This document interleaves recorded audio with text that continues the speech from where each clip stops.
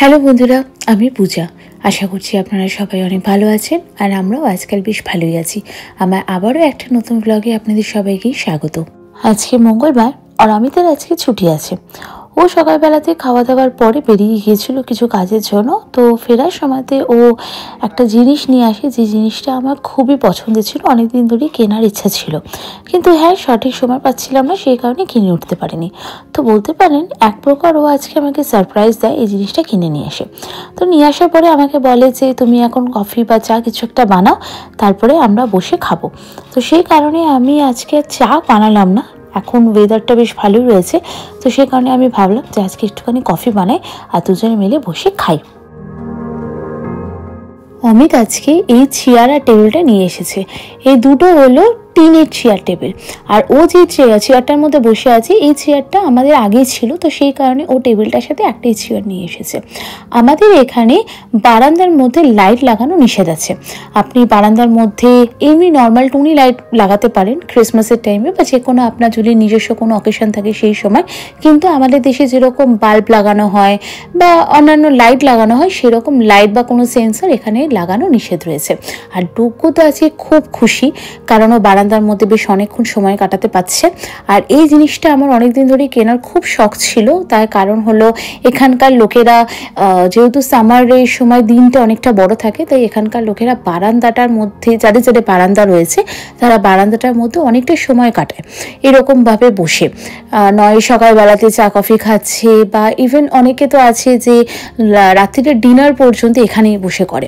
তো সেই কারণে এটা আমার অনেকদিন ধরে খুব শখ ছিল যে আমি এই জিনিসটাকে কিনবো। আমাদের দেশেও এরকম অনেকজন আছে যেনারা বারান্দাটাকে খুব সুন্দর করে সাজায়, অনেকক্ষণ ধরে বারান্দাটার মধ্যে সময় কাটায়, বারান্দার মধ্যে এরকমই টেবিল চেয়ার বসাবে। অনেকে যদি বড় বারান্দা থাকে তাহলে সেই ক্ষেত্রে তারা বারান্দার মধ্যে সোফা টোফাও সেট ফেটও বসায়।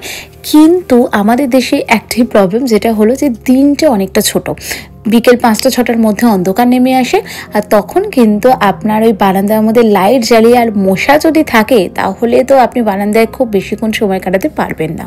এইখানে যাদের যাদের বাড়ি রয়েছে তাদের ব্যাকইয়ার্ড থাকে, তো সেই ক্ষেত্রে তারা তাদের ব্যাকইয়ার্ডটাকে খুব সুন্দর করে সাজায়। যদি বড় ব্যাকইয়ার্ড হয়ে থাকে তাহলে সেই ক্ষেত্রে সেখানের মধ্যে তারা সোফা সেট বসায়, যদি ছোট ব্যাকইয়ার্ড হয়ে থাকে তাহলে তারাও আমাদের মতোই এরকম চেয়ার টেবিল সেখানে বসায়।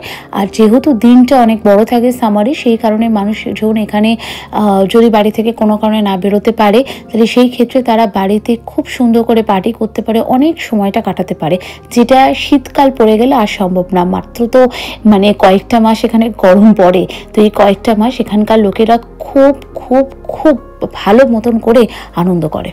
আর আজকে আমরা ডুগুকে বারান্দার মধ্যে বসিয়ে খাওয়াচ্ছি, তার কারণ হলো বারান্দার মধ্যে ওর থাকতে খুব ভালো লাগে, কারণ ও এখান থেকে রাস্তাঘাট দেখতে পায়, লোকজন দেখতে পায়, গাড়ি ঘোড়া দেখতে পায়, নানান রকমের আওয়াজ শুনতে পায়, সব কিছু দেখতে পায়, তো সেই কারণে ওর বারান্দার মধ্যে থাকতেও খুব ভালো লাগে।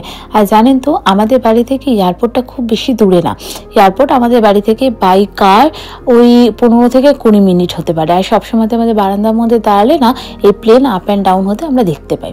তো আজকের ভিডিওটা আমি এখানেই শেষ করছি। আমরাও এখানে বসে একটুখানি চা কফি খাই, একটুখানি ভালো সময় স্পেন্ড করি। তো ভিডিওটা ভালো লাগলে একটা লাইক করে দেবেন, কমেন্ট করে যদি জানাতে পারেন তাহলে তো খুবই ভালো হয়।